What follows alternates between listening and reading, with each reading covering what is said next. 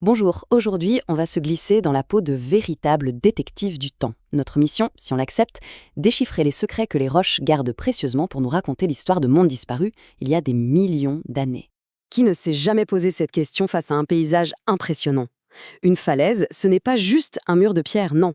C'est en fait un livre d'histoire à ciel ouvert, dont chaque page est une couche de roche qui ne demande qu'à être lue. Et c'est justement ce qu'on va faire ensemble, apprendre les rudiments de ce langage un peu particulier. Chaque couche, chaque grain, chaque fossile, c'est comme un mot qui nous raconte un bout de l'histoire de notre planète. Alors, prêt pour le décryptage? Bon, pour commencer notre enquête, il nous faut les bons outils, une méthode. Un géologue, ça ne fait pas que regarder des cailloux. Non, il leur pose des questions bien précises, un peu comme un inspecteur qui arrive sur une scène de crime. Alors, concrètement, comment on fait? Face à une paroi rocheuse, un sédimentologue se pose des dizaines de questions, mais on peut tout ramener à 3 grandes étapes. D'abord, la structure, c'est l'architecture générale, le plan d'ensemble.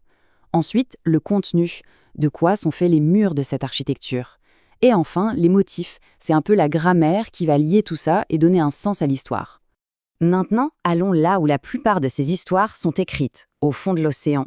C'est notre scène de crime principale et on va voir qu'elle est composée de zones très différentes. Voilà la carte de notre terrain d'enquête. On voit bien 3 grands domaines. Chacun a ses propres règles, ses propres processus, et donc il va laisser des indices complètement différents dans les archives géologiques. La marge continentale, pour simplifier, c'est un peu la banlieue sous-marine des continents. La plateforme, c'est une zone peu profonde, très agitée par les vagues, les marées, bref, pleine de vie et d'action. C'est là que les sédiments qui viennent des continents commencent leur grand voyage. Si on s'éloigne des côtes, on arrive dans les plaines abyssales. Et là, l'ambiance change du tout au tout. C'est le grand calme, le silence des profondeurs. L'eau est si profonde que plus rien ne bouge en surface. Seules les particules les plus fines, une sorte de poussière marine, réussissent à se déposer tout doucement, millimètre par millimètre. Et tout au milieu de l'océan, on trouve la dorsale. C'est une véritable usine à fabriquer de la croûte océanique. Une chaîne de volcans sous-marins où le magma remonte en permanence. Tout près du centre, du rift, il n'y a quasiment aucun sédiment, juste de la roche volcanique toute fraîche. Ok, maintenant qu'on a identifié nos différentes scènes de crime, il est temps d'apprendre à lire les indices qu'on y trouve. Chaque indice nous renseigne sur les conditions qui régnaient au moment où la roche se formait. L'indice numéro 1, le plus important, c'est ce qu'on appelle l'énergie. Il faut imaginer une rivière en crue. Elle est tellement puissante qu'elle peut charrier d'énormes rochers. À l'inverse, un petit ruisseau tranquille ne transportera que du sable fin. En mer, c'est exactement le même principe. Du coup, la taille des grains et l'état des fossiles, ça fonctionne comme un compteur de vitesse de l'eau. On trouve des gros grains et des coquilles toutes cassées. Pas de doute, c'est un milieu agité, à haute énergie. On trouve des particules toutes fines et des fossiles parfaitement intacts. L'environnement était forcément très calme. Le deuxième indice est un peu plus subtil, mais il est tout aussi essentiel. C'est la quantité d'oxygène dans l'eau. On peut voir ça comme un interrupteur qui décide si la matière organique, comme les restes de plancton ou d'algues, va être détruite ou préservée. Et ça change tout. Un milieu oxydant, c'est un milieu riche en oxygène. Il va littéralement faire rouiller les minéraux, d'où les couleurs rouges, et décomposer toute la matière organique.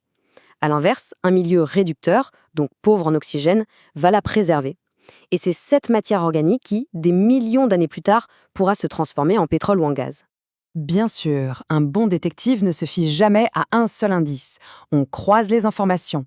La couleur générale de la roche peut nous parler du climat. La présence de certains minéraux, comme le sel, nous indique un lagon surchauffé. Et les types de fossiles peuvent nous dire si on était dans un lac d'eau douce ou en pleine mer. Allez, c'est le moment de vérité. Le plus important, c'est de rassembler tous ces indices, de les faire parler entre eux pour reconstituer l'histoire complète. C'est là que toutes les pièces du puzzle s'emboîtent. Faisons un petit cas pratique. On a devant nous cette roche mystère. Elle est sombre, ses grains sont très fins et elle a des petites couches très fines, des laminations. Chaque détail est un indice. Alors que nous raconte-t-elle? Décortiquons l'énigme, étape par étape. Les grains sont fins, ça veut dire basse énergie. Le courant était trop faible pour amener des choses plus grosses.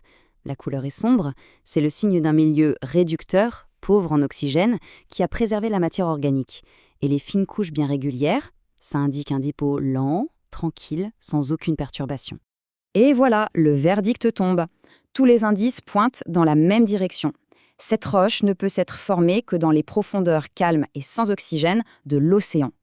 C'était une plaine abyssale. On vient de faire un voyage de plusieurs millions d'années dans le passé.